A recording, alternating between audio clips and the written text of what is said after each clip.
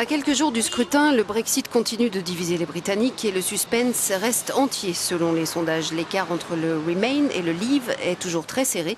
Ce sont donc les indécis qui trancheront et c'est à eux que s'adressent les ultimes arguments. Voici ceux du ministre de l'Opposition, de l'Énergie et du Changement climatique, le travailliste Barry Gardiner.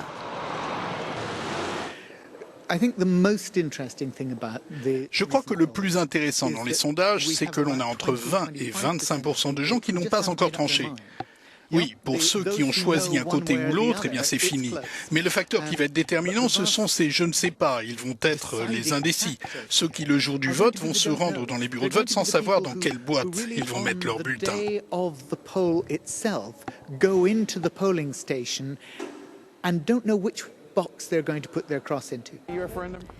L'argument principal du camp Remain, ceux qui veulent rester dans l'Union européenne, est le suivant. Le Royaume-Uni est plus fort au sein de l'Union, plus de sécurité, l'avantage économique d'appartenir au plus vaste marché unique du monde et celui diplomatique de profiter de l'influence de l'UE sur la scène internationale.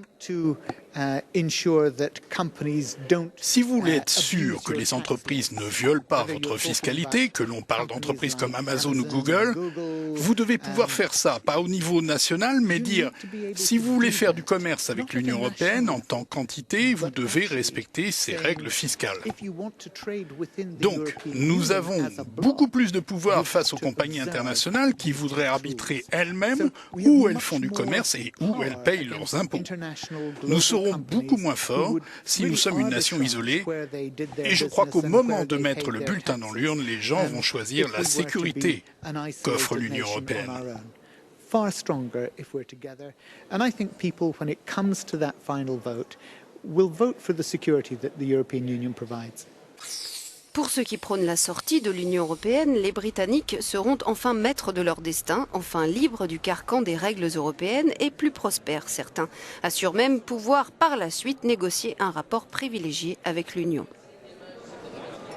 There are people, principled people, I may disagree with them. Il y a des gens de principe, je peux être en désaccord avec eux, mais ils vont voter pour la sortie de l'Union européenne.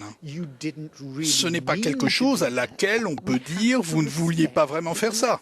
Nous devons respecter les électeurs. Les électeurs vont voter pour une décision unique sur laquelle ils ne pourront pas revenir.